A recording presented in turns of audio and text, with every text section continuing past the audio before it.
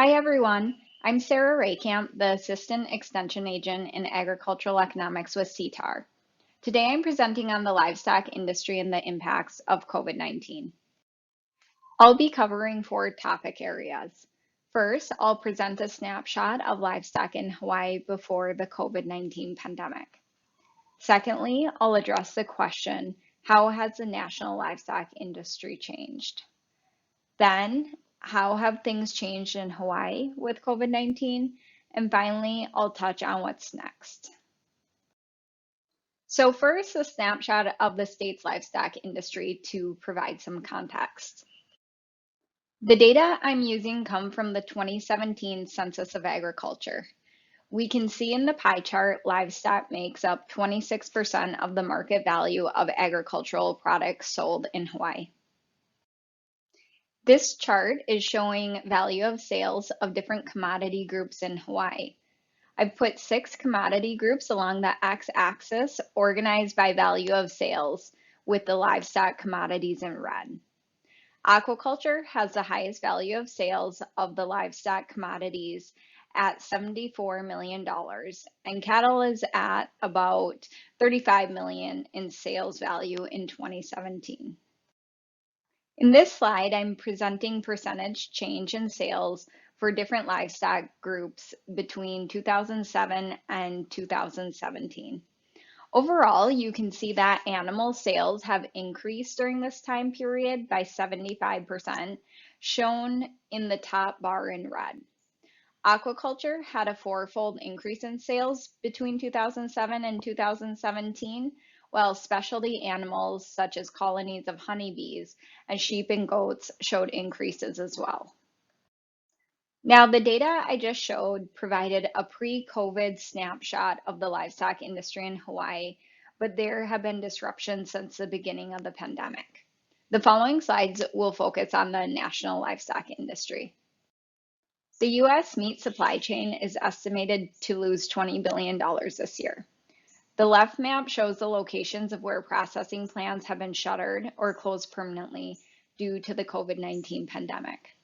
Then if we look at the map on the right, this shows temporary meat plant closures around the country. And this data source has not reported any closures in processing plants in Hawaii yet. Processing plants across the United States have seen closures due to absenteeism, or they've had to close to deep clean and implement social distancing protocols. The close quarters meatpacking employees were typically working in create higher risk for contracting the virus. As of May, plants were running at 35 to 40% below last year's processing capacity because of COVID-19 related shutdowns and slowdowns for cattle, which is shown with the solid blue line, and hogs shown with the dotted red line. By early June, cattle and hog processing were both about the same as in 2019. Chicken processing saw a slight decrease, but was not as affected as the other animal commodities. So what does this mean in the market and for prices? This slide shows the farm and wholesale beef prices since the beginning of the year, and I like to describe the economic markets and forces at work. The cattle price is shown with the red dotted line, and I like to focus on this market first. As we've seen on the previous slide, there have been closures and slowdowns in the packing plants, reducing the capacity to process all of the cattle ready for slaughter. Processing plants didn't need as many fed cattle because of their reduced capacities, leading to an excess supply of cattle and therefore decreasing the cattle price by 24% by the beginning of May. The story continues with the solid blue line, which shows wholesale beef prices. With less cattle being slaughtered, there was a limited supply of beef products such as hamburger or steaks available in the market, and we saw a 67% increase in wholesale beef prices during the same time period. The falling cattle prices have harmed the economic well-being of farmers and ranchers, while the increased beef prices have harmed the economic well-being of retailers and consumers. Weekly wholesale prices started increasing dramatically mid-April and peaked in mid-May and since have declined for both beef and pork. This is due to the reduced supply available as explained in the last slide. In Hawaii, we saw some stores limiting the amount of meat products purchased per shopping trip because of the short-term shortage. This chart shows retail price changes for major food at home categories. Overall, grocery store prices were 5.6% higher in June 2020 compared with June 2019. Retail beef and veal prices increased the most and were 25.1% higher this June compared to last June. Other commodities also saw retail price increases. Egg prices increased 12.1% since June 2019, and pork and poultry prices increased 11.8% and 8.7% respectively. Then, overall U.S. food spending was $12 billion less this June compared to June 2019. Food away from home has been especially hard hit. This graph is showing the substitution away from eating out towards eating more at home due to the risks associated with the COVID-19 pandemic. You can see the sharp decrease in food away from home expenditures in 2020, shown in orange on the far right side of the graph, while expenditures on food at home increased. This change differs from the last US recessionary period between 2008 and 2009, which is shaded in the chart. During the 2008 recession, both food away from home and food at home decreased, and by a much smaller magnitude. The livestock pauhanas have been an opportunity to share individual stories, such as how your work has been affected or perhaps how you have adapted in the face of COVID-19. Hawaii has been particularly hard hit economically and will be impacted by the pandemic for the foreseeable future. The economic research organization at the University of Hawaii, known as UHERO, partnered with the Chamber of Commerce Hawaii and many other industry organizations to conduct a survey on the COVID-19 impacts on businesses and employees statewide. They found that industry losses are large and concentrated where you might expect them. I like to focus on the agriculture sector, which also includes forestry, fishing, and hunting. The survey results show that the ag industry lost about 991 employees, or 21% of the workforce between January and April 2020. Also, the anticipated change in average revenue this year is a decrease of 17%. This slide shows data on consumer spending in Hawaii, along with some COVID-19 related events in the state shown on the x-axis. Looking at the dark blue line, total spending dipped in April, but has recovered to the levels reported in January. Grocery spending is shown with the teal color line. There was a spike in grocery spending in the spring, and grocery spending has remained high. At the end of August, consumers in Hawaii were spending about 31% more on groceries than in January of this year. Here are data presented by UHERO, which show the traffic at restaurants in Honolulu declining earlier this year. There was almost no traffic in these restaurants by mid to late March.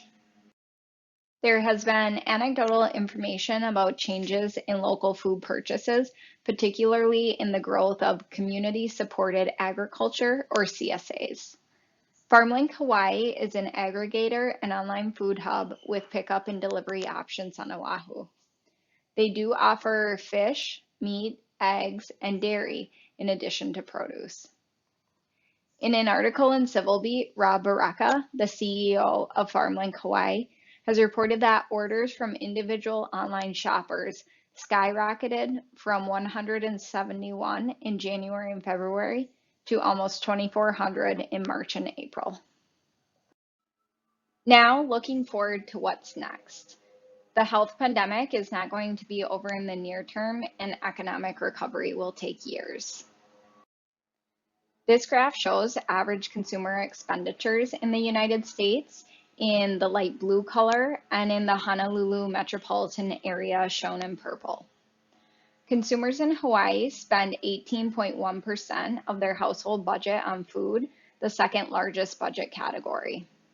This is about 5% more than the national average. Although food is an essential good, it is a consumption expenditure that is more easily adjusted than a durable good such as a vehicle. Changes in food demand are expected given the economic uncertainty for many consumers and the high unemployment rate. The headline here, Coronavirus to Reduce U.S. Per Capita Meat Consumption After Years of Gains, is a bit sensational. The data show that per capita meat consumption in the U.S.